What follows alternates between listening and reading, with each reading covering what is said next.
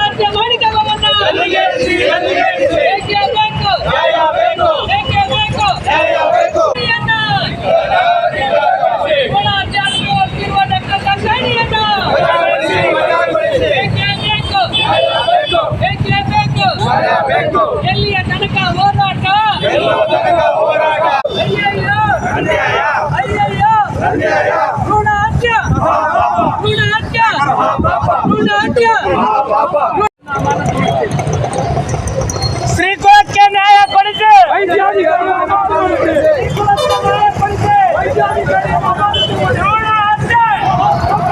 Silk city, ಇದು ರಾಮನಗರ ಜಿಲ್ಲೆಯ ಜನತೆಯ ದನಿ. ಸದಾ ನಿಮ್ಮ ಸೇವೆಯಲ್ಲಿ. ಧನ್ಯವಾದಗಳು.